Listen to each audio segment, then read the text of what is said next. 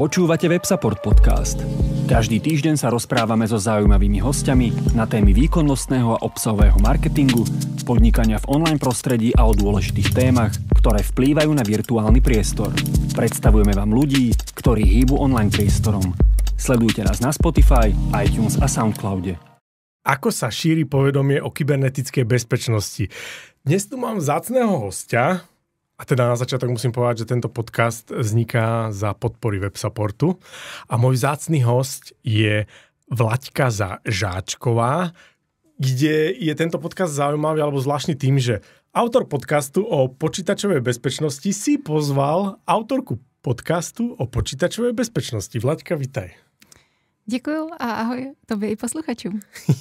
Ďakujem, že si prijala toto pozvanie. Ináč musím na začiatok povedať, že ty si bol asi jeden z hostí, alebo úplne, že ten najtop host, s ktorým som sa najdlhšie dohadoval na podcaste. My sme sa asi dohadovali 3 mesiace, je to tak?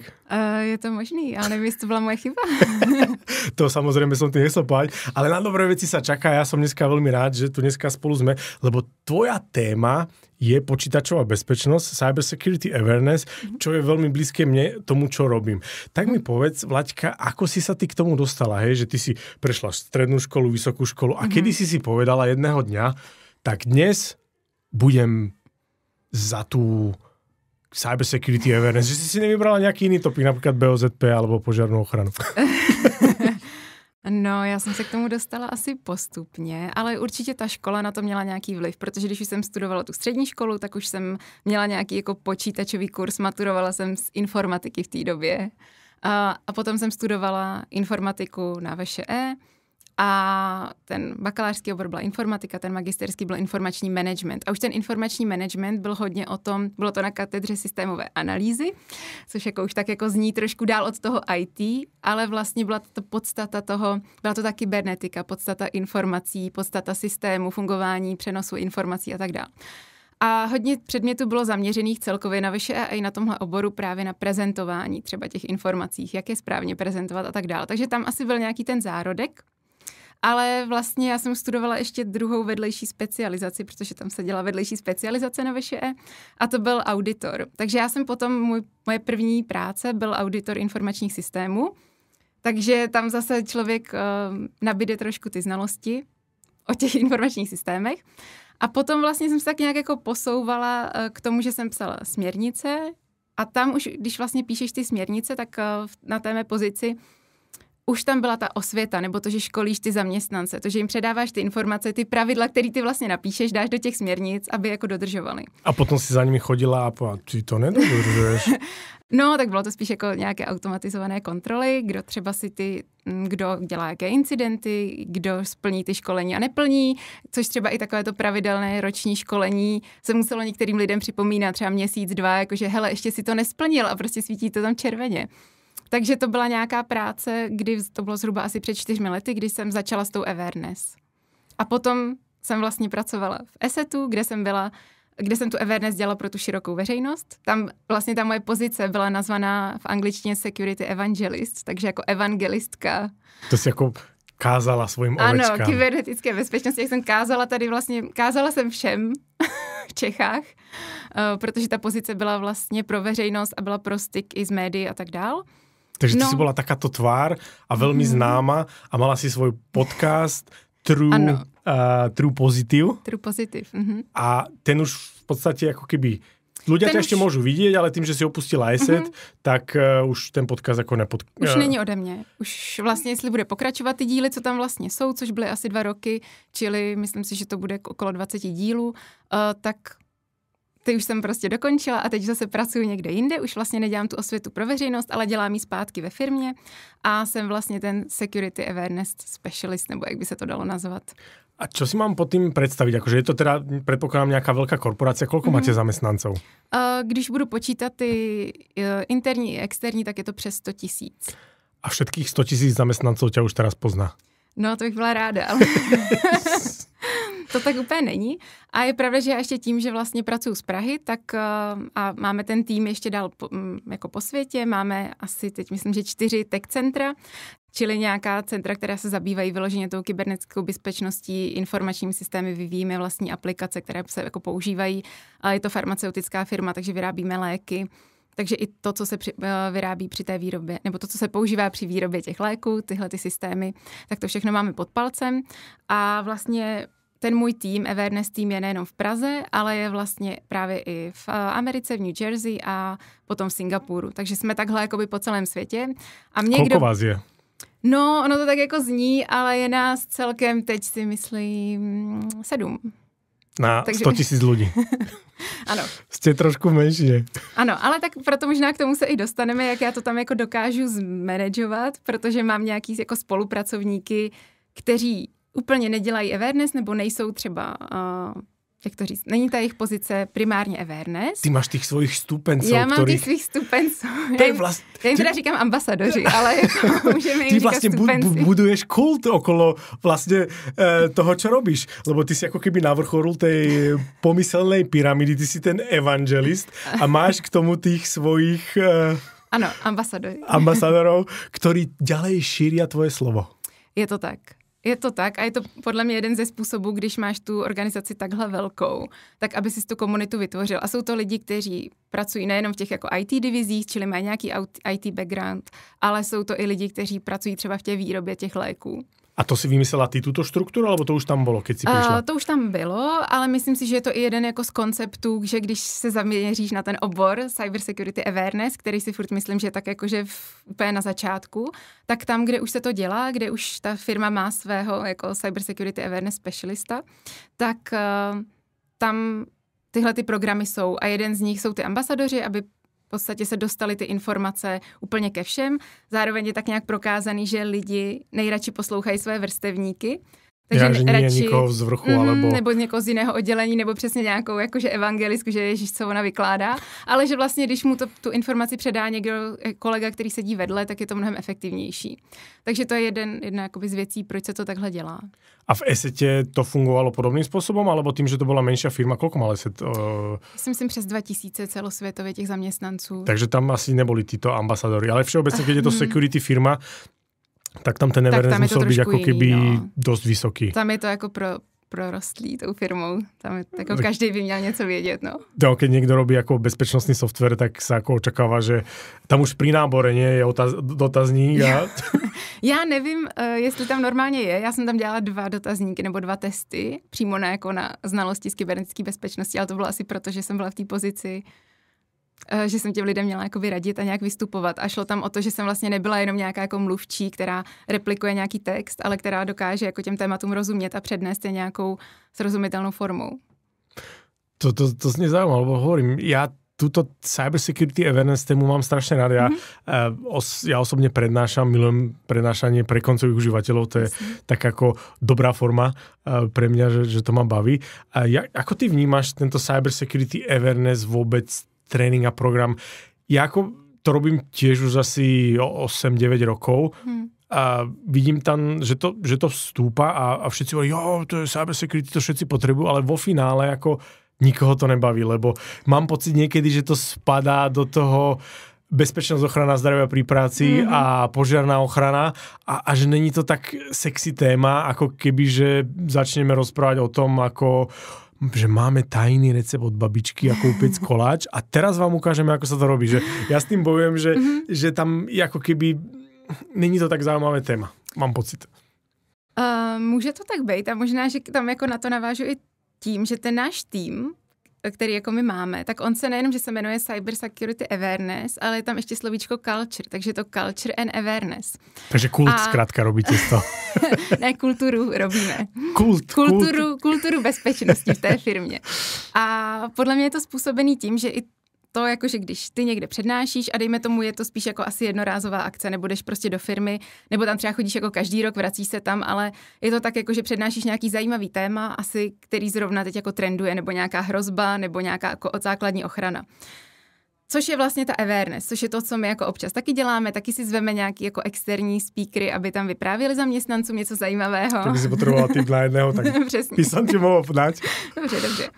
A pak je tam ale ta druhá část a to je ta kultura a to je to, že ty lidi by tomu měli jako věřit, že prostě ochraňují sebe i všechny ostatní zaměstnance, svoje kolegy, že ochraňují to, co my děláme, což právě v tom našem průmyslu, který jako je kritický, což je ta farmacie, tak tam jakoby ta ochrana je ještě jako 100krát důležitější prostě než kde jinde, jo. Takže i v těchto těch klíčových sektorech, že ty lidi si to musí jakoby vžít a musí tomu věřit. A to je něco, co má tvořit tu kulturu a to je právě nějaká jako postupná práce. To je to, že přesně ty, pokud si tam jako ten jejich specialist, tak oni ti věří. Oni věří tomu týmu, který se stará o tu bezpečnost, který když jako řeší ty incidenty, tak je řeší nějak jako rychle, efektivně, že vždycky vědí, že se mají na koho obrátit. Že když jim propagujeme nějaké řešení, ať už je to třeba jako nový password manager nebo cokoliv jiného, tak jako věříme tomu řešení a víme, že jim to jako usnadní tu práci a snažíme se jim jako zdůraznit ty benefity, který jim usnadní tu práci a fakt jim to v něčem pomůže. A nechceme jako úplně zatěžovat něčím, jako co tam v tom IT taky občas je, že prostě i ta bezpečnost nese sebou nějakou tu zátěž na ty uživatele. A těm školením, což je podle mě ta část jako část awareness je education a communication, bych řekla. Ale zároveň ta awareness jako taková je i to, že ty víš, že třeba ta firma, že se tam něco teď jako stalo, je tam nějaký útok, třeba na nějakou pobočku, na nějakou zemi, na nějaký systém. A oni jako okamžitě vědí, že se to teda děje, protože my jim řekneme tu informaci, my děláme tu awareness, tu osvětu, že hele, něco se děje a oni už buď vědí, co mají dělat, jo, to je nějaká ta incident response, takže buď prostě vědí, co mají dělat, a nebo jim řekneme, tady o tom je prostě perfektně zpracovaný článek, jenom si to jako připomeň, nebo kdyby se stalo tohleto, tak jako ABC. Že oni v nás mají jako tu oporu, že vědí, na koho se obrátit, nebo vědí, co dělat v těchto situacích. Což si myslím, že když děláš jenom tu awareness a dáš tomu člověku třeba jenom to jedno školení za rok, nebo tam pozveš jako jednoho externího speakera za rok, tak je to super, je to rozptýlení. Ale nebuduješ tam tu kulturu a tu kontinuitu. A třeba ty i jako ten externí speaker si vybereš nějaký super zajímavý téma. Já věřím, že teď je to AI, že jo? Že většina prostě teď lidí vypráví o bezpečnosti AI. DeepSeek, přesně. Ale vlastně máš ty tu možnost jako navnímat tu firmu, že jako používají teda ty AI systémy, používají aspoň nějaký chatboty, jsou interní, jsou externí, jako máš vůbec čas se na to připravit z tohohle jako hlediska. Nebo je to pak až nějakým třeba jako Q&A, kde ti říkají, jo, a u nás ve firmě se používá, a ty řekneš, aha, tak to byste měli dělat. Jo, takže i tím, že my jsme jako interní a děláme ty věci interně a budeme tu kulturu, tak my už jako víme, co ty naši uživatelé používají, jak jsou ty země specifický, co právě třeba já nevím, jestli jsem to teda nakonec řekla, že já mám i na starosti tu Evropu nebo ten region EMEA, což je třeba i ten Blízký východ nebo Blízký a střední východ.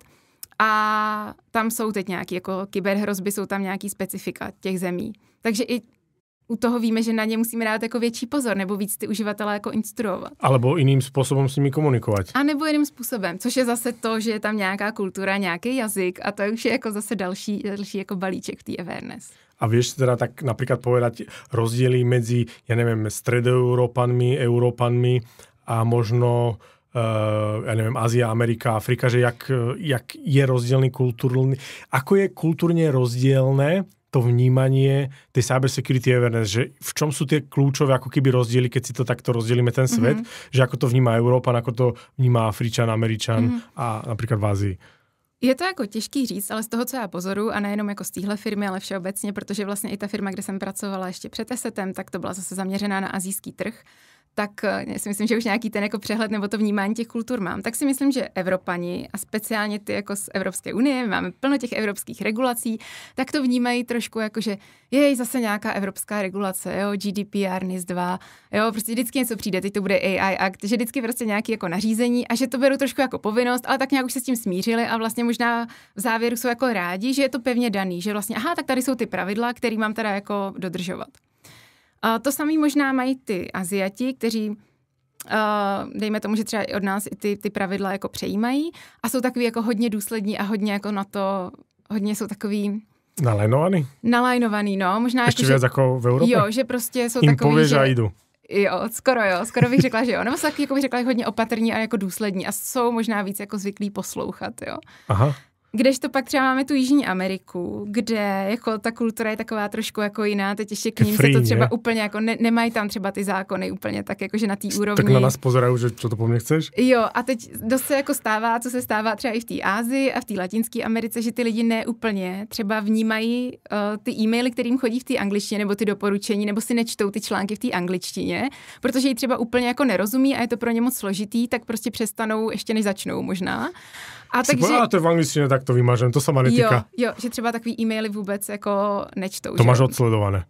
My třeba děláme i vlastně, nebo to, co u nás teda dělá Security Awareness a může to tak i být, jako součástí té práce, může být simulace phishingu nebo nějakých penetračních testů, kdy my třeba děláme ty phishingové simulace a víme, že prostě třeba ty e-maily jsou tam jako nepřečtené v těchto zemích, protože prostě... Pracujú vôbec tí ľudia, alebo... No, oni čtou e-maily jenom vlastně v tom svém jazyce, takže prostě v Latinské Americe jako španělsky, třeba i Francouzi to hodně dělají, že prostě jako anglický e-maily moc nezajímají, jo, takže prostě pracují v té francouzštině hodně. Ale na jednu stranu my zase víme, že když bychom testovali dejme tomu, že bychom ten phishing posílali jako francouzsky, španělsky a takhle, což zatím jako neděláme, nebo na zaměstnance v Čechách česky, tak, že oni to jako spíš odhalí, protože jim ten phishing nechodí, protože tím, že jsme, nebo nechodí v těm lokálních jazycích, tím, že jsme mezinárodní společnost, tak když jde phishing na naše zaměstnance, tak jde jako většinou v angličtině. Takže proč je to jako další věc? Proč je trénovat na něco, co vlastně se jim asi reálně nestane? Vždycky je dobrý je trénovat na tu situaci, která může nastat. Rozumiem. A teraz som mal otázku, lebo to znie veľmi zaujímavo. Jak často prebieha v takýchto korporátoch taký phishingový test všeobecne? Hej, že či to je raz za mesiac, alebo raz za pol roka? Jak to ty vnímáš? Tam samozřejmě jako je tam několik jako strategií a toho, koho taky jako testuješ. A samozřejmě my ty strategie taky jako nějak diskutujeme, koukáme se na ty výsledky a dejme tomu, že nějaký ten standard by měl být podle mě jednou za měsíc, jo, protože těch phishingů, jo, musí se podívat tu svoji telemetrii, kolik toho na tebe chodí a tak jako, jo, dá se to nějak odhadnout. Zase, když máš prostě malou firmu a víš, že ti tam přijde za rok jako 10 phishingů a ty bys jich dělal sám 10, tak to asi nemá význam. Ale v té jako velké společnosti si myslím, že jednou za měsíc to má smysl. Plus ještě, když se podíváš na nějaké ty kategorie a buď si ty zaměstnance rozdělíš třeba jako na ty, co pracují v IT a na ty, co nepracují v IT, protože třeba ty IT zaměstnanci, oni o tom víc vědí, dokážou to jako odhalit, takže jsou jako úspěšnější, ale tak proto se jako třeba rozhoduje, že jim příště dáš těžší scénář, nebo že je budeš testovat jako víc často. Protože oni si pak i třeba stěžují, že ježiš, to bylo tak jednoduchý. Jako já dostávám ten feedback přímo, že jo. Že mi pošleme nějakou kampaň, pak jim říkám ty výsledky, třeba i těm svým ambasadorům, který to pak přenášejí do těch jako poboček. A ty lidi, co jsou z IT, tak říkají, a proč jste zase poslali tohle, když to bylo tak jednoduchý? A já říkám, no pro vás, vy jste měli jako nejlepší výsledky, ale tady zbytek společnosti prostě neměl. A keď zoberieš statistiku klikačov z toho, jak ty vnímaš tú situáciu, tak koľko, alebo takto, keď robíš phishingové kampane, čo je tvojim gólom? Je len ako keby odmerať preklik a že sa otvorí ako keby stránka, ktorá povie, toto bol phishingový e-mail a už si nemal klikať ďalej, alebo vyslovene lovíš aj užívateľské meno a heslo? Většinou je to ten proklik nebo ten systém, co my máme. My se tam můžeme nastavovat, že buď je to jenom proklik, nebo nám tam přímo už zadají to jméno a heslo, ale my to samozřejmě dokážeme i z toho kliku jako dosledovat, kdo to byl, i přesně s těma jeho credentialama, ale samozřejmě snažíme se ty scénáře dělat i složitější. Ale vlastně jedna věc, kterou měříme, je to, že na to klikli, čili nějaký ten click rate. Ale další věc, která je pro nás jako úplně stěžejní, je to, jestli to jako reportují, jestli oni nám dají vědět, že přišel nám teda phishing a ty tady někde prostě ty moji kolegové, kteří se jako zabývají těmi incidenty nebo tím phishingem, tak aby na to mohli reagovat v případě, že by to byl jako reálný phishing. Takže my potom měříme i ten reporting rate. My používáme Outlook, takže vlastně tam jenom je phishing button. Nebo samozřejmě někdy i ten proces na phishing a na další prostě jsou procesy, kam to mají hlásit, kde mají založit tiket, kam mají poslat e-mail a tak. Takže tohle to se jako testuje, nebo mělo by se testovat ve firmách. I to, jak právě, jestli teda to, že klikli nebo neklikli, no tak je dobrý, že na to neklik, ale když ten e-mail neotevřel, tak nemohl ani kliknout, že jo. Ale to, že třeba i kdyby aspoň i ty zaměstnanci, kteří jako si řeknou, ježiši, nějaký prostě e-mail v angličtině, tak já to aspoň vyreportuju, já to jako nečtu, nezajímá mě to, vím, že to pro mě není, vím, že je to třeba phishing. Ale prostě tak to nečtu a reportuju to, jo? Že i tohle to je jako důležité. A to je zase ta kultura, že jako jim vysvětlovat, že když na to kliknete, tak se fakt opravdu něco jako v tom pozadí stane, opravdu se to někam nahlásí, opravdu ty lidi na tom začnou pracovat. A jako nechráníte tím jenom všechny naše zaměstnance, ale chráníte tam třeba i všechny ty uživatele toho Outlooku, toho řešení, že jo? Protože si to zpracuje i Microsoft, zase to zadá do nějakých svých jako blokací, do svých filtrů a chráníte tím všechny. Takže jako dostat jim do hlavy tohleto nastavení, no. Keď sa pozrieš, jak sa vyvíja ten click rate, tak môžeš povedať, že v akých percentách sa to zvyčajne ako keby hýbe, ako vo všeobecnosti z tvojej skúsenosti? No, tam samozřejmě záleží taky na tom odvětví, takže každý to odvětví, dá se to i jako porovnávat. My vlastně proto farmacii nebo zdravotnictví, máme i v Evropě a i vlastně ve světě Health HISEC, což je nějaká organizace, která sdružuje právě všechny tyhle ty farmaceutické firmy, kde si můžeme jako předávat i to know-how.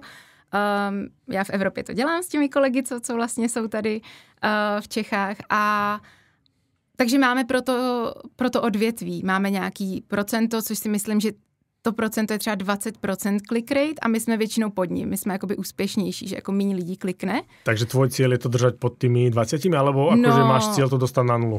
No na nulu to by bylo hezký, to se asi nikdy jako nestane, ale třeba vím, že ty naši IT pracovníci mají třeba ten průměr 9-10%, že ty jsou jako ještě hodně lepší.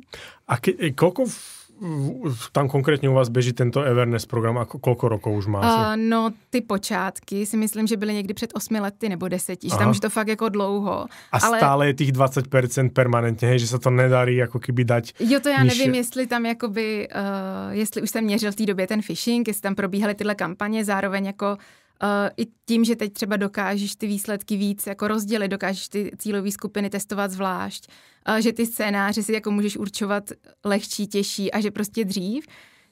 Víme to, jak se to vyvíjí i jako reálně. Říkám, mělo by se to furt odvíjet od těch jako reálných hrozeb, že ty je testuješ na to, co jako nastává nebo na to, co se děje. Jako.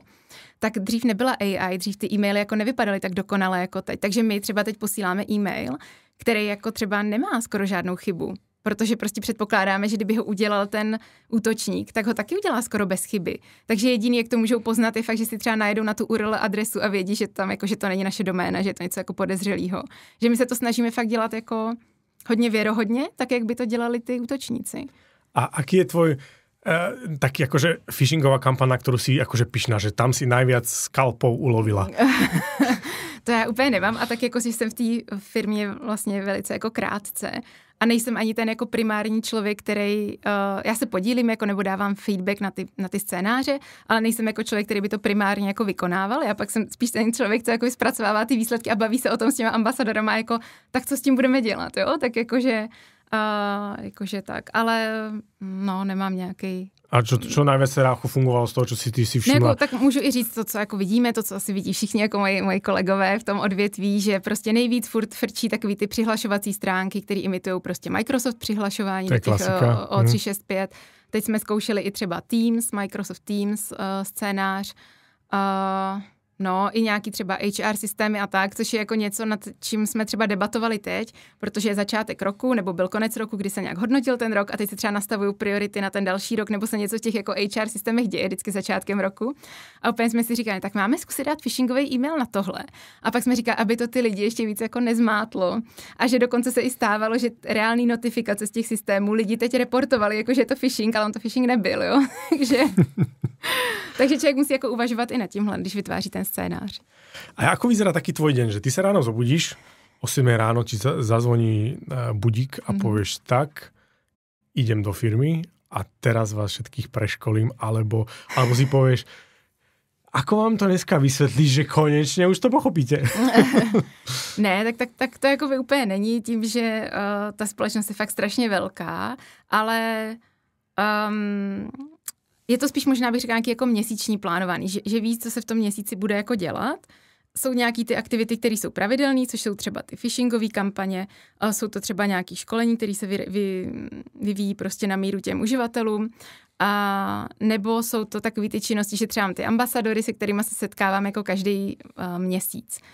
A sbírám vlastně ty témata. Zároveň my máme jako každý týden máme nějaké jako cally, nebo každý den máme cally, kde jako víme, co se děje, co jako kdo útečí jako na naší firmu, kde jsou, nebo to může být nějak jako zapomenutý laptop, jo, takže prostě, kde jsou teda ty naše slabiny. Takže to je to, co jako vím, že každý den se stane, že uslyším nějaký novinky, co se nám zase stalo. Protože při těch 100 000 lidech se každý den prostě nějaký musí něco zákonitě stát. Něco se někde ztratí, někdo na něco klikne, to se prostě stane každý den.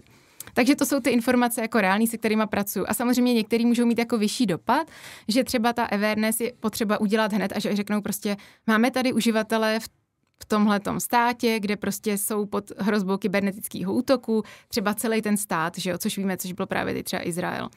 A jdi a komunikuj jim, co by v tomhletom případě měli dělat, nebo dejte jim jako vědět, že my to vidíme v těch systémech, jo, protože ne každý třeba chodí na ty denní jako cally, kde to slyší. Takže ty otvoríš e-mail alebo napíšeš nejakú smernicu, nejaké inštrukcie a pošleš to mailom.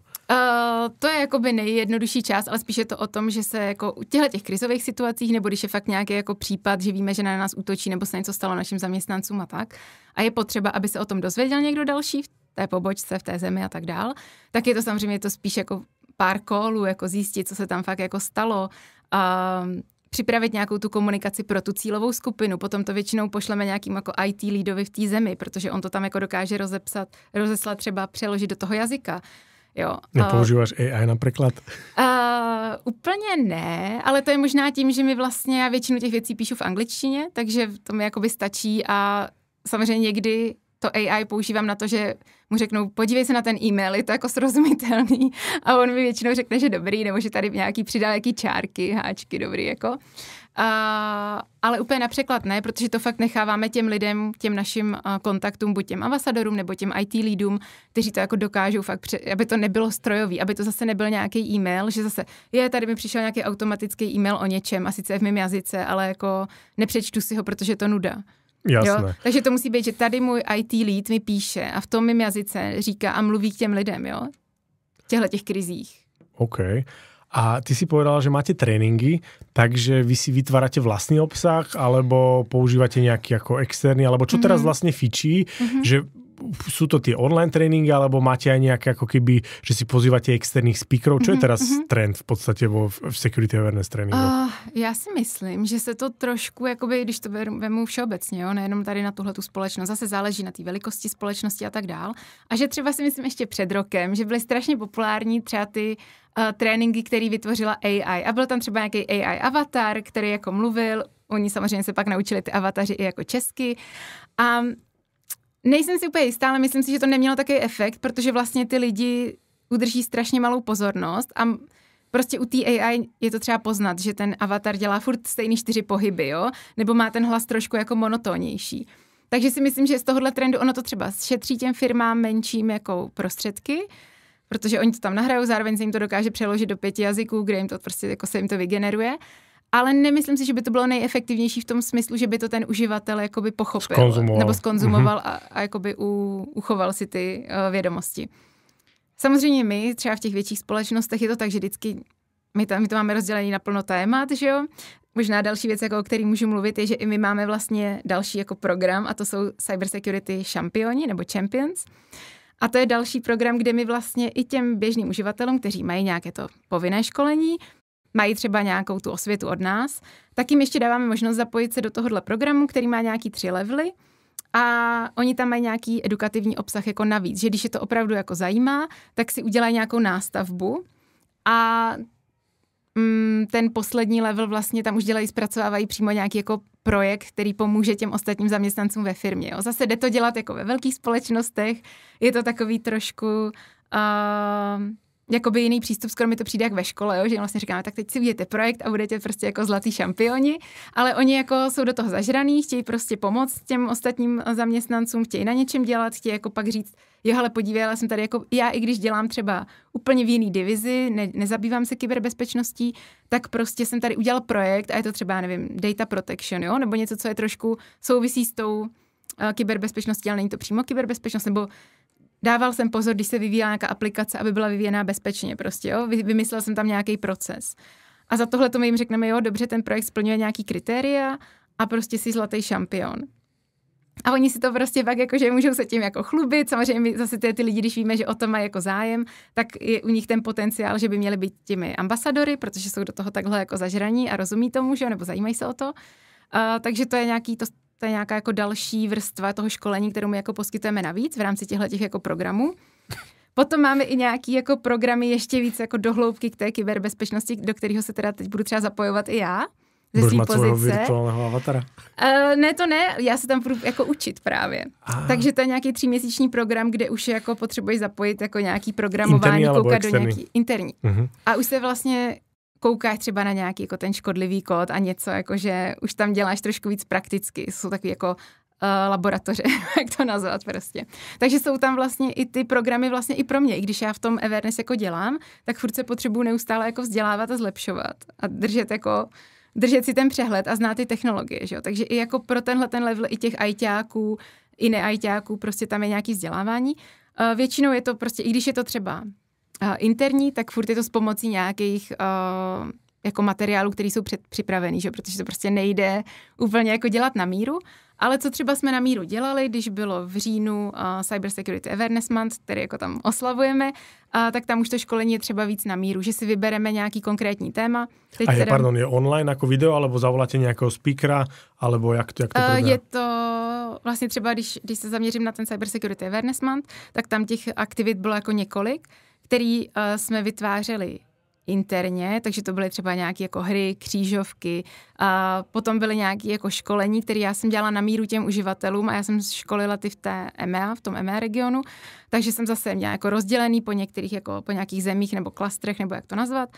A trošku se to přizpůsobovalo těm specifikám, dávali se tam třeba příklady těch phishingových e-mailů přímo jako z jejich země a bylo to i trošku víc jako do té osobní roviny, do té osobní bezpečnosti, protože ono to s tou pracovní jako hodně souvisí.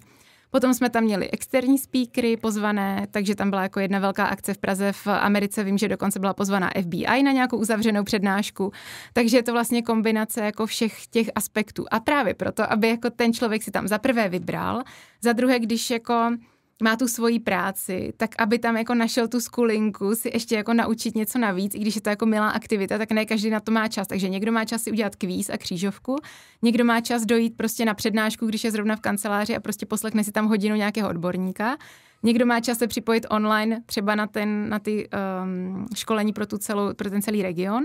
Jo, takže aby si tam jako každý vybral. Niečo to svoje našiel, že to ako keby nakombinujete a vždycky toho človek, vlastne vy ako robíte tú reklamu a on sa buď chytí na jeden typ tej reklamy toho, čo produkujete, alebo na iné a vlastne tým pádom prejdú všetci, nie? Keď sa to tak vezme ako štatisticky. Jako minimálně doufám, že všichni věděli, že v říjnu byl nějaký Cyber Security Awareness Month a že aspoň věděli ty témata, které jsme jako propagovali, no. Takže, no. To ma ako veľmi fascinuje, lebo hovorím, táto téma je mi veľmi blízka, tak preto som sa ako na to pýtal, že jak vnímaš ty tú situáciu. A kebyže niečo poradíme ako keby skôr menším a stredným firmám, ktoré si nemôžu dovoliť takýto robustný program, lebo to, čo vy máte vybudované, je úplne, že wow. To máte premyslené, 8 rokov fungujete, takže sa to vyvíja nejakým spôsobom. Ale keď sa vrátime späť do Čiech a na Slovensko, tak dajme tomu nejaká malá stredná firma. Čo by mohol byť ten prvý krok, aby tá firma spravila v tomto nejaký posun dopredu? Predstav si, alebo takto, že ty by si mala na starosti teraz nejakú strednú firmu a bol by tvoj prvý deň, čo by si tam urobila? No, teď je ale přesně otázka, jestli kdybych já měla na starosti tu malou a střední firmu, jestli by mě jako najali jenom na awareness, nebo většinou, což v těch firmách tak je, tak tu Cyber Security Awareness dělá buď třeba IT admin, nebo to dělá HR, nebo je to prostě někde jako přidružený, jo. A to je možná ten jako základ, že ono to není špatně, protože když máš tak malou firmu a máš tam, já nevím, třeba do 30 zaměstnanců, tak proč by si jako najímal Cyber Security Awareness jako odborníka. Navíc ještě když třeba to vaše odvětví úplně jako, ano, používáte počítače, ale jako třeba úplně nic nevyrábíte, neběží vám na tom výrobní systémy a tak dále, jo. Tak vždycky je potřeba jako určit tu hladinu toho, jako kdy toho člověka třeba potřebuji a kdo by to měl teda dělat. Měl by to dělat ten ajťák, který ale už má možná jako dalších 100 000 věcí na práci a odbyde si to, takže řekne, jo, tak já udělám to roční školení. A probíhá to tak, že buď teda má nějaký jako externí tool, kde prostě zapíše to školení, pak si odklikne, že jo, hele, všichni jste to udělali, nebo pošle jako ty 2-3 upozornění, že hele, všichni si to udělejte. A je to skoro jak to BOZP, že jo? A to stejný, podle mě zase se může stát i u té HR, že ona sice může být jako i hodně nadšená, ale musí teda lidi proškolit jako na BOZP, musí je proškolit na kyberbezpečnost a nevím na jaký další jako aspekty, tak se na to tolik nemůže zaměřit. A pak je podle mě úplně jako legitimní si pozvat někoho zvenku nebo používat nějaký ten externí tool a říct jako všem, ale jako kontrolovat to, že teda hele, všichni jste si to udělali. A pak trošku jako budovat tu kulturu, že teda ten ajťák nebo kdokoliv jim jako vysvětlí, nebo podívá se i na ty směrnice, které já si úplně pamatuju, že v těch firmách, kde jsem jako byla občas, tak je to tak, že jo, ale máme novou směrnici, je to tamhle uložený někde na intranetu. A ten člověk se na ní v životě nepodívá. Takže oni třeba, i když se změní ten proces, i třeba v nějakém tom jako hlášení těch incidentů nebo čehokoliv, nebo když třeba ztratí počítač, jo, tak oni najednou nevědí, co mají dělat a možná si vzpomenou, že je někde jako uložená ta směrnice, jo. Takže on je to tak trošku jako propletený, že třeba i ten člověk, co tam což může být zase z nějaký, jako od nějaký matky, co tam jako posílá ty směrnice, tak jako někdo by měl kontrolovat, jestli tam něco jako nezměnilo a jak je novej ten proces.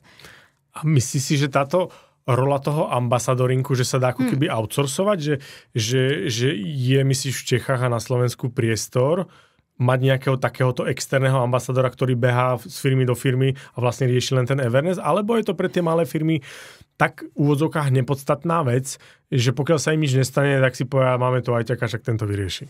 No tak já si myslím, víš co, že ono teď, co už jsem teda viděla, tak existují třeba už i pozice jako virtuálního CISA, jo, takže asi může být nějaký jako virtuální awareness specialist, ale musí to podle mě mít tak, že těch klientů má jako míň a že prostě to dokáže uhlídat a dokáže se jako zžít tou firmou. Podle mě to i trošku, když jsem chodila na ty audity, že ještě když se vrátím jako k tomu mému prvnímu povolání, tak tam bylo nejhorší to, že ty jsi tam jako přišel jako externista a musel si strašně rychle navnímat teda, tak co máte za systémy, co tam jako děláte, jak vám to funguje.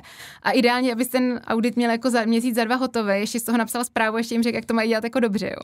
Tak to je podle mě trošku podobný, že ty potřebuješ jako navnímat tu firmu, jaký teda používají systémy, jaká je tam ta kultura, umějí to teda ty lidi přesně udělat nějaký třeba ten phishingový test, penetrační test a zjistit, jak na tom teda ty lidi jsou. Jo, takže já si myslím, že to jde outsourcovat. Ale že by to měl být někdo, jakože ne, že si tam pošleš nebo pozveš prostě jednoho speakera jednou za rok na nějaký zajímavý téma, to je jako součást toho. To je jedna jakoby, to je jeden díleček do skládanky. Že ideálně, já nevím, několik hodin mesačně, že by trávil s tou firmou a ukazoval jim a budoval tam tu kulturu. Jo, anebo prostě fakt jako, že můžou to být i lidi, kteří se zaměřují na vylepšování nějakých jako procesů a přijdou tam třeba, bude to pro nějaký roční projekt a řeknou, jo, hele, tak pojďme identifikovat, kde teda máte problém. Pokud je to třeba ještě nějaká společnost po incidentu, tak prostě pojďme se podívat, proč se to stalo. A oni většinou se jako dostanou k té awareness a k tomu, že tam bylo selhání nějakého toho lidského faktoru. Ono jako asi málo kdy, nebo ne málo kdy, ale ve většině případů je to spíš selhání lidského faktoru než té technologie, jo. Takže... Nebo spíš je to třeba tak, že ten lidský faktor tu technologii špatně nastavil. Špatně ji používá, jo? Vždycky je problém mezi mikrofonem a stoličkou. Ano, přesně tak. Jo, takže třeba tam může přijít nějaký člověk, který jako se zaměří na ty procesy a třeba to nějak jako zanalyzuje v rámci nějakého jako omezeného časového úseku, pobaví se s těma lidma, pokud jich je míň, udělá nějaké jako testování, a podívá se, jak na tom jsou, navrhne nějaký školení, navrhne nějaký procesy a to třeba jenom, kde by to ty lidi měli mít, tak aby si zvykli na to, že třeba přijdou do práce ráno. A jak ty si říkala, jak já začínám svůj den, tak prostě, aby si jako otevřeli ten počítač. A první stránka byl třeba ten intranet a podívat se, jestli tam dneska nějaká jako IT news nebo cyber security news, nebo co se jako děje v té firmě. A pak pokračovat s tou svojí prací. Nastavit si ty komunikační kanály, což je taky jako další věc, která souvisí s tou awareness. No. Lebo ja nad tým ako premýšľam, že pri tých malých stredných firmách ja ako rozmýšľam, že si to už úplne živo predstavujem. A že ako by to tam mohlo prebiehať. Tá myšlienka je pekná, len možno tí ľudia tým, jak sú v menšej firme, tak možno majú viac tých funkcií a toto už ako keby mimo ich asi povedá zase nejaká bezpečnosť, dajte mi pokoj, ja si potrebujem robiť svoje, zahodí to a ide ďalej. No jasně, jo. Je to určitě jako problém toho, že v těch menších firmách, že nejsou tam ani ty specialisti na to, aby jako se zabývali jenom tou osvětou nebo těma školeníma nebo tak, vždycky je to spojený podle mě s nějakou jako jinou pozicí. A vždycky, a to i v těch větších firmách, jakože ta awareness mi přijde, že je úplně na posledním místě, jo. Ale je vtipný, jak všichni říkají, že kyberbezpečnost, všichni to strašně jedem, na prvním místě, to je nejdůležitější. Osvěta, jasně, uživatelé na prvním místě, ale pak ta realita je úplně opačná. Presne. Je úplně opačná. Si to mám skúsenosť aj ja, že Karol, ty robíš tej počítačovej bezpečnosti a teraz to musíte mať akože úplne všetko super a to je teraz téma, ktoré rezonuje a potom sa ja opýtam, no tak čo, kedy urobíme u vás nejaký audit alebo nejaký awareness? No, tak vieš čo, ešte teraz nie. Jo, na to nejsou peníze a to je takový vlastne až na posledním místě. Je to taká ako čierna diera v podstate, že na peniaze tá bezpečnosť, keď sa tak vezme, lebo tí ľudia to nevidia, že to na pozadí funguje a to je to, čo to vlastne umožňuje ísť s tou firmou vpred a keď chytí sa nejaký incident alebo nejaký problém, tak to zafungovalo a v podstate tí ľudia sa to nedozvedia. Ale keď dáš do marketingu tie peniaze, tak zrazu vidíš, že sa zdvihli obchody a máš väčšie tržby a ľudia sa majú lepšie, ale tá bezpečnosť je taká... Bezpečnosť žere peníze, no. Je to také ako strašne ako ťažko uchopiteľné. Ale možno v tomto nám Security Awareness Specialists pomôže práve zákony v Európskej únie. Máme DORu, NIS 2 a ako to vnímaš? Myslíš si, že tá awareness sa týmto posunie až úplne na prach tých dverí, aspoň teda minimálne tých regulovaných, alebo tých, ktorí spadnú do dodavateľského reťazca v rámci tej firmy. Jo, já si myslím, že jako ty regulace tomu přispívají a myslím si, že je to tak, že NIS 2 už to prostě vyžaduje, že by mělo být nějaký školení. Ono je zase jako je otázka, jak je definovaný nebo jak bude definovaný v tom novém kybernetickém zákoně. Když já jsem koukala na nějaký ten návrh, tak jo, tak se tam pokrývají ty nejdůležitější jako věci.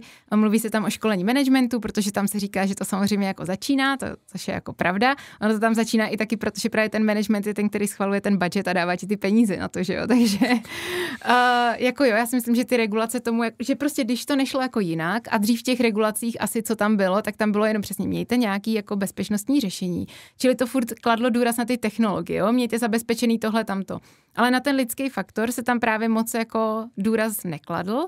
Ale teď si právě myslím, že už je to, jo, a udělali jste to školení, máte ty lidi proškolený, umějí to, ví o tom management, byl ten management proškolený a tak dále. Takže jako je tam ten posun, ale zase zároveň, když ty firmy jako nechci říct, že to budou chtít obcházet, ale když to budou chtít mít rychle za sebou, tak dají těm zaměstnancům to jednoroční školení. Pokryjou tam těch 5 témat a jako jede se, jo. 5 témat, ktorých 5 témat máš na mysli? No, myslím si, že vždycky je to bezpečnost a nastavení hesel, nebo nějaký jako Stále s tím ľudia bojujú. Jo, furt jsou to hesla, furt je to nějaký ověření dalším faktorem, myslím, že tam bude i phishing, ten je tam vždycky jako z těch hrozeb přemýšlím, jaký další, určitě nějaká fyzická bezpečnost, takový to, že ti někdo jako přijde do kanceláře bez kartičky, nebo jako podrží ti dveře, přesně. Takže určitě jako, že ty témata jsou furt stejný, že nemáš zamknutý počítač, že si ho někdo nechal válet prostě bez dozoru a tak, jo. Vlastne ako v tej počítačovej bezpečnosti, teda respektíve v tom security awareness, pre tých koncových užívateľov tam je len vlastne pár vecí, ktoré ty točíš furt dokola, keď sa to tak vezme. Nie, že tam není nejaká ako keby extra kreativita.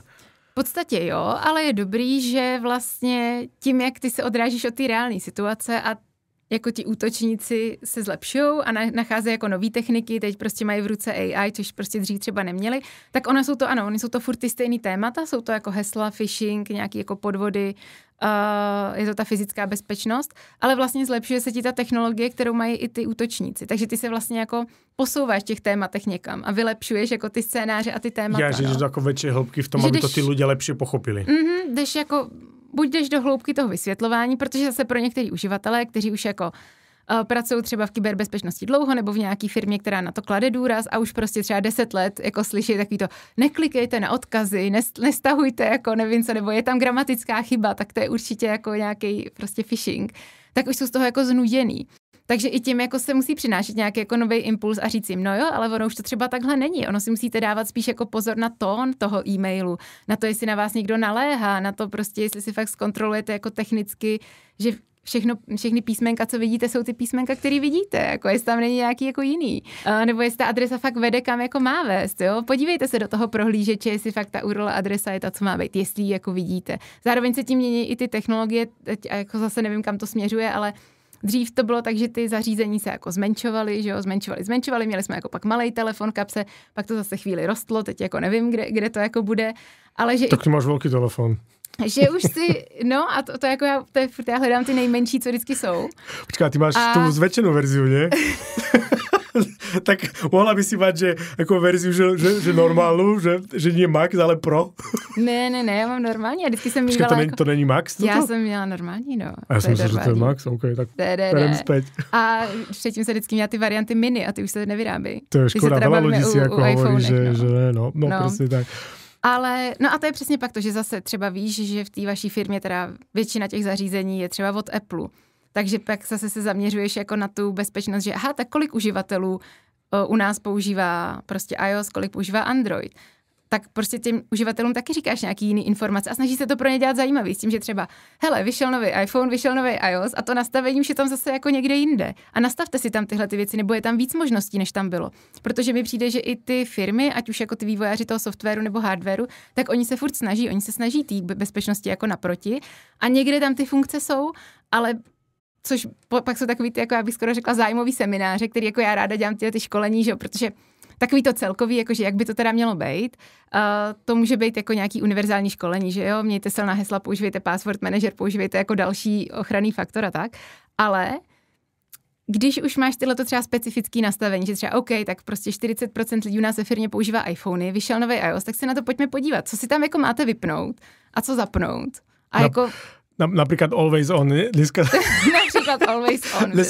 Dneska sme totiž to zistili, že nevieme zapnúť a to je hamba normálne, že sme to tu googlili, nevieme zapnúť Always On, lebo sme potrebovali berať čas tohto podcastu, aby sme, a potom sme to vyriešili inakšie, ale Always On sme zkrátka na tom telefóne. Jo, a tak ono to se může být tím, že prostě specificky třeba ta firma omezuje nějaký nastavení, jo, nebo že to vy to máte vypnuté cez politiku. Je, vidíš, to ma nenapadlo. Může to tak že být. to by s bezpečnosťou mohlo súvisieť, aby ten telefon neukazoval nejaké notifikácie. Může to tak být. Tam bude jo, ten a že pes prostě zakopaný. třeba těm zaměstnancům je to i třeba radit a nejenom to, že třeba jako máš mít nějak skrytý, nebo moje notifikace jsou většinou jako skrytý, takže když se na to někdo podívá, tak nic neuvidí a když tam naskenuješ ten obličej, už vidím, co mi ty lidi píšou většinou, jo. Nebo fakt musím otevřít až tu aplikaci a tu zprávu si prohlídnout, že jako já vidím, že mám prostě 3 nové notifikace, ale nevím od koho. Ale zároveň, a to možná se dostáváme jako k dalšímu tématu, na který my v té awareness klademe důraz, že ono to není jako jenom o té bezpečnosti, o té technologii, ale že je to i něco, co jako zasahuje do těch osobních životů těch lidí. A třeba i to, kolik času tráví na těch zařízeních, jestli jako je vhodný mít třeba zapnutý pořád notifikace a na všechny jako věci, kolik je jich ten screen time, jako jak dlouho stráví na tom zařízení a tak, což souvisí s nějakým tím jako digitálním zdravím. Čo je podľa teba zdravý screen time? Koľko hodín denne? Koľko má Vlaďka? Koľko má Vlaďka? Zober telefon a povedz, koľko máš. Ne, strašně hodně, protože tak za prvý beru to tak, že 8 hodin bych teoreticky měla trávit na tom jako pracovním zařízení, kde se mi to jako ten screen tam neměří. A pak vlastně na těch jako osobních na tom telefonu a na tom ještě Macu, co mám doma, tak tam se mi to navíc jako kombinuje dohromady. Takže i pak, když se koukám na nějaký, jako nevím, na večer na seriál, že jo, tak je to furt screen time, protože je to na tom Macu, protože nemám jako chytrou televizi, nesleduju na televizi, ale sleduju na tom Macu. Takže já si myslím, že jako já skoro kromě spánku tam prostě... Jsi stále.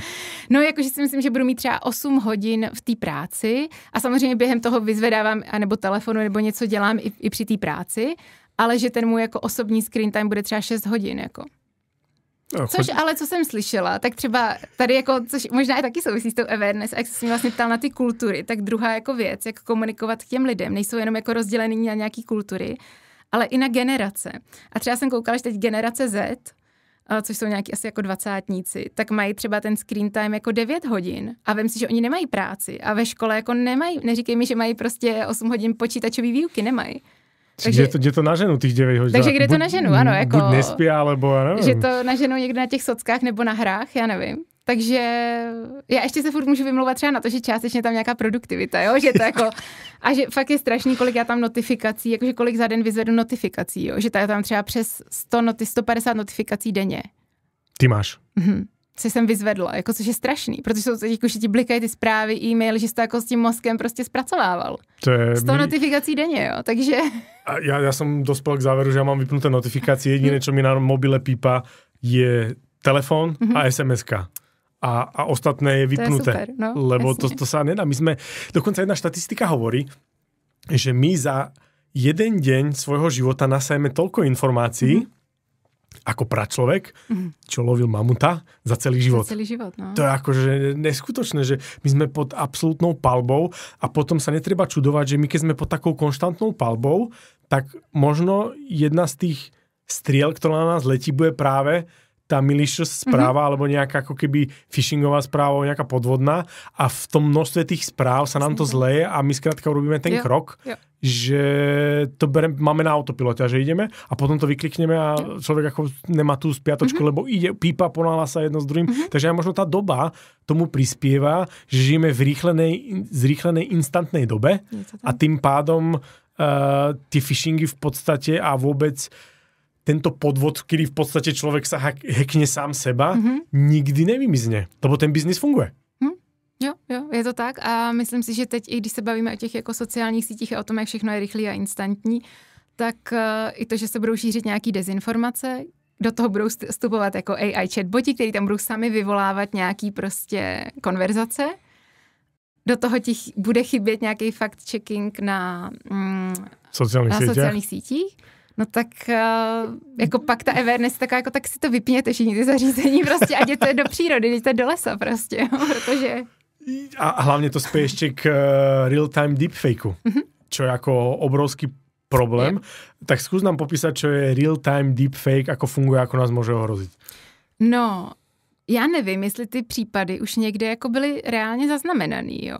Ale v podstatě z toho, co my třeba jsme i viděli, a myslím si, že jsme to viděli už i u nás ve firmě, nebo i v té předchozí, tak zatím jakoby dobrá zpráva je, že vždycky se to děje v kombinaci s něčím dalším, s nějakou další technikou. Jo? Ten deepfake asi lidi vědí, že prostě vidějí třeba většinou video nebo zvuk pozměněný tak, že si prostě myslí, že někdo, kdo něco říká něco, co nikdy neřekl. Jak to je ta definice toho? Pěkně si to povedala. Prostě vidíte tam jako nějakou reálnou osobu, ať už je to nějaký politik, ať už je to váš nadřízený, může to být i někdo z rodiny v případě nějakého třeba jako voice deepfakeu. Tak většinou je to spojený s nějakým jako dalším útokem, což znamená, že třeba ten člověk si vytvoří nějaký jako spůfne nějaký číslo, což znamená, že jako jeho číslo vypadá tak jako číslo někoho a kontaktuje vás přes nějaký kanál, který je třeba jako neobvyklý v té firmě, jo? Což si myslím, že i se jako staly tyhle ty případy, že prostě měli tam vytvořený falešný profil, falešný číslo, teď tomu zaměstnanci přišla jakože urgentní zpráva na WhatsApp, že hele, potřebuji, aby se si rychle připojil tady na call s někým.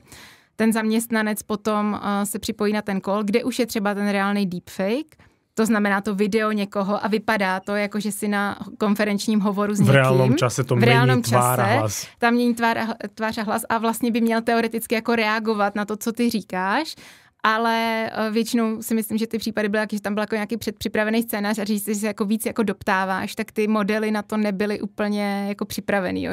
Že už to někde prostě poznal, že najednou jako divně se jako otočil, nebo prostě nějaký jako divnej pohyb tam byl, že si jako poznal, že to není reálný člověk, anebo prostě ty odpovědi byly tak jako mimo a tak nepřesvědčivý, že se to jako včas zarazilo, tyhle ty případy. Ale samozřejmě, když už to máš jenom v tom třeba zvuku, někdo ti volá, teď zase, třeba to nemusí být ani deepfake toho, že to imituje někoho, koho znáš, ale může to být prostě... Tvoj bankér. Může to být tvůj bankéř, ale není to vlastně člověk, který je tam jako nastrčený jako reálně, může to být ten bot s nějakým prostě scénářem. Tak... Takže ty si rozpráváš s umelou inteligencí v podstatě. A ona ti v podstatě odpovídá jako dle nějakého scénáře, který tam má prostě jako vložený, že jo. Kebyže máš dať 3 rady našim poslucháčom, na čo by si mali v online svete dávať pozor, čo by to bolo? No, já si myslím, že teď v téhleté jako situaci, ve které jsme, jako světové, politické a tak dál, tak určitě na dezinformace a ty deepfakey i těch jako krátkých videí třeba na sociální síti a hlavně, než začnou něco sami jako šířit a věřit tomu, věřit tomu a šířit to, tak prostě fakt se na to jako znova podívat, fakt si to třeba zkontrolovat, ať už jako s nějakou umělou inteligencí nebo na tom Google a jako zeptat se, stalo se tohle, jsou to jako reální zprávy, mohl tenhle ten člověk tohle říct, byl vůbec na této konferenci, jo, a takhle. To som riešil ráno s rodičmi. A je to těžké. No, to si myslím, ale přesně, že to je to, co nás jako nejvíc ohrožuje a podle mě nás nejvíc ohrožuje to, že my sami se do toho jako pustíme a začneme ty dezinformace šířit, jo? Že jako dobrý je furt se kriticky jako zamýšlet nad těma věcma, co vidím. Takže to je jako jedna rada. Prostě kriticky se zamýšlet nad těma věcma, co vidím. Druhá rada by byla, pokud můžu, tak to fakt jakoby omezovat a nějak vyvážit ten čas, který strávím u těch obrazovek nebo online, tím časem offline. Jako tím časem fakt někde úplně odpojený, jakože třeba si řeknu... To je luxus být offline dneska. Jo, jakože jo, no, ale prostě, ale nemusí to být jako úplně offline, no, ale já to někdy, jako jsem to doporučovala v nějakých těch radách třeba pro rodiče, že jako určit si nějaký doma třeba no-tech zóny, což znamená, že prostě třeba u jídla, u stolu není prostě telefon, není tam počítač. A prostě až dojíme po té třeba půl hodině, tak teprve se půjdeme podívat, jako jestli nám přišly nějaký notifikace nebo ne. Nebo že prostě, když jdeme spát, tak máme ten telefon nastavený buď na ten sleep mode, kdy prostě nám fakt nic nechodí. A máme vypnutý always on? Máme vypnutý always on, prostě ten telefon nesvítí, nic se tam prostě neděje a to je to čas na spánek. A nebo prostě ten telefon je úplně v jiné místnosti na ten spánek. A prostě používáme zpátky třeba jako digitální budíky nebo prostě klasický budík. Klasický hodinky, jo, třeba. Kohuta. Což je, jo, třeba, ale tak to je třeba i další věc, to jsou ty jako chytrý hodinky, který jako my oba jsme tady teď zjistili, že nemáme ani klasický, ani chytrý hodinky, že bychom si jako měřili ten čas. Tak to je třeba něco, co já nikdy jsem jako si na to nemohla zvyknout, aby mě furt jako chodily nějaký notifikace a furt mi jako zaprvé vidím to, co mi kdo jako píše, volá, tak jako mít to na ruce, ještě nějaký ten jakoby fyzický impuls, že takhle ten telefon třeba vidíš, jako že někde blikne a je na tobě, jestli ty se rozhodneš, že ho hned půjdeš zkontrolovat a podíváš se, kdo ti píše, jestli to jako zajímá nebo ne, nebo máš teď ten čas na jinou aktivitu, ale jak to máš na těch rukou a prostě bliká ti to tam, tak to je jako jedna věc. A druhá věc je, aby mi to ještě říkalo, což já chápu, že jako ty zdravotní benefity, že ti se teď projít a zvedni se, jako že ti to píše, jo? Že nebo prostě nesplnila si tady svůj kroužek aktivity. A já si říkám, já to tam jako nechci mít. Jakože nebýt, ta rada by byla jako nebýt obětí těch technologií. Ty technologie ti mají sloužit a ne tě jakože zotročovat, jo. To je druhá a třetí. To je druhá a třetí. Už jsem úplně spacená.